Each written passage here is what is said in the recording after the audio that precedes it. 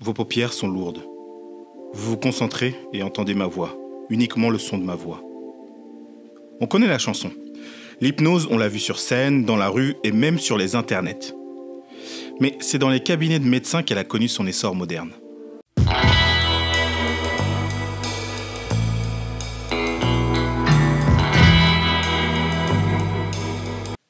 J'imagine que vous connaissez Mesmer, le fascinateur là.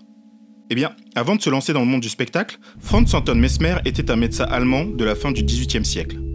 Dans le siècle précédent, les philosophes se sont demandé si l'humain se définissait plutôt par la raison ou par les sens. Ce qu'on verra une prochaine fois. Mais Mesmer va définir l'humain plutôt comme un être de nerfs. À cette époque, un physicien du nom de Luigi Galvani, c'est un Italien, a étudié l'effet de l'électricité sur les animaux une fois disséqués. Il découvre par exemple qu'en faisant passer de l'électricité dans une cuisse de grenouille, ça provoque une contraction réflexe de la cuisse. C'est ce qu'on appelle l'électricité animale. Grâce à ces expériences, Galvani inspirera le terme galvanisé. Il inspirera aussi Mesmer qui va publier en 1779 Mémoire sur la découverte du magnétisme animal. Son idée est qu'il existe un fluide universel qui circule dans les nerfs, et la maladie est causée par une interruption de cette circulation. Puis, lorsque le fluide est interrompu, la force sort de partout, c'est là qu'il y a des convulsions. On retrouve une influence de la théorie des humeurs. Avec le magnétisme animal, il laisse tomber les aimants et va préférer apposer ses mains. Avec cette méthode thérapeutique, les patients, en majorité des patientes, font des crises convulsives et sont guéris. À Vienne, on commence à le regarder bizarrement. Alors il s'installe à Paris. Là, il développe des sortes de thérapies de groupe, car pour lui, ça fonctionne mieux. Il introduit le baquet rempli d'eau et de limaille de fer, autour duquel les patients vont se réunir. Le magnétisme animal, on parle aussi de mesmérisme, commence à faire parler dans le Paris mondain. Louis XVI s'en inquiète et lance une enquête. On conclut à l'inexistence du fluide universel. Le magnétisme animal, déjà exclu des cercles médicaux, est jugé dangereux pour son aspect sexuel et les crises qu'il provoque. Mesmer quitte la France, mais pas le magnétisme. On trouve parmi ses élèves le marquis de Puységur. Lui n'est pas un médecin, mais un militaire qui, à la faveur d'une erreur, va découvrir le somnambulisme magnétique. Pendant la transe, supposée mener à la guérison, un des paysans sur lequel il s'exerçait montre une forme de conscience, bien que profondément endormi.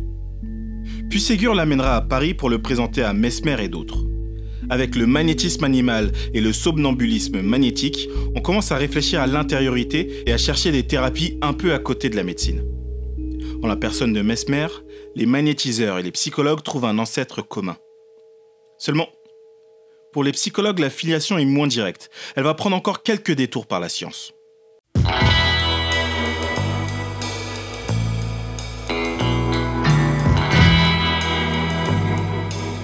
Jean-Martin Charcot est un éminent neurologue. Et même mieux que ça, il a participé à faire de la neurologie une discipline à part entière, séparée notamment de la psychiatrie. C'est lui qui a découvert la sclérose latérale amyotrophique. Et il est l'un des premiers à avoir pensé le cerveau comme étant composé de secteurs distincts, ayant chacun une fonction bien précise.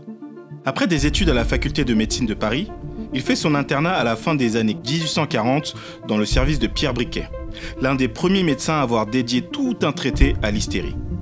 Il l'a décrit comme une névrose, c'est-à-dire une maladie des nerfs dont on ne connaît pas précisément la cause. En tout cas, il en situe l'origine dans le cerveau et non dans l'utérus, comme c'est la coutume depuis l'Antiquité. Toutefois, il décrit bien qu'il y a 20 fois plus de cas féminins que masculins. C'est en 1852 que Charcot intègre l'hôpital de la Pitié-Salpêtrière en tant qu'interne. 15 ans plus tard, devenu chef de service, il y donnera des cours, fort de son travail sur la sclérose en plaques, dont il distingue les tremblements de ceux de la maladie de Parkinson. C'est à la fin des années 1870 qu'il s'intéresse à nouveau à l'hystérie. Alors il ira de toutes les techniques pour chercher à la comprendre, y compris le magnétisme. Et il va chercher l'origine de l'hystérie au niveau des ovaires. En vain. Petit à petit, il va se rapprocher de l'idée que l'hystérie a une origine psychique et non physique. Charcot contribuera également, via l'un de ses élèves, à faire du stéréotype antisémite du juif errant une pathologie à part entière. Au début des années 80, Charcot voit sa cote grimper. La sclérose latérale amyotrophique est renommée maladie de Charcot. Il crée la première chaire du monde dédiée à la neurologie et ses leçons cliniques sont fréquentées par la belle société parisienne. Alphonse Daudet, les frères Goncourt, Émile Zola, Georges Courteline, Guy de Maupassant, Stéphane Mallarmé, Eugène Poubelle ou encore Louis Lépine. Et parmi ses élèves, on retrouve quelques-uns des futurs grands noms de la neurologie et de la psychiatrie. Joseph Babinski, Georges-Gilles de la Tourette, Valentin Magnan, Alfred Binet, Eugène Bleuler, Pierre Janet ou encore Sigmund Freud. C'est cette fréquentation prestigieuse qui va créer ce qu'on appelle l'école de la salpêtrière. Charcot y fait des présentations de malades et va utiliser l'hypnose comme mode de traitement. Contrairement à Mesmer avec le magnétisme animal, Charcot parvient à faire de l'hypnose un outil scientifique accepté par l'Académie de médecine. Dans Sur les divers états nerveux déterminés par l'hypnotisation chez les hystériques, il fait de l'hypnose un état propre à l'hystérie. L'hypnose permet de reproduire l'hystérie dans des conditions expérimentales. S'ils ne sont pas causés d'une quelconque façon par l'utérus, Charcot va voir comme origine un choc traumatique dont le souvenir est effacé dans la conscience.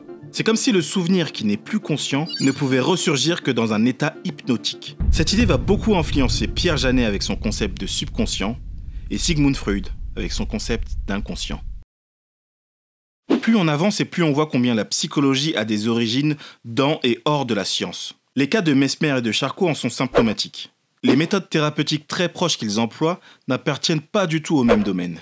Il y a toutefois quelque chose commun aux deux, au-delà des méthodes. La personne, pour ne pas dire la personnalité, du thérapeute fait partie du dispositif de soins. Ici, ils sont partie prenante par leurs mains. Mais nous verrons plus tard que nos thérapies modernes utilisent autrement la personnalité du soignant. À tantôt.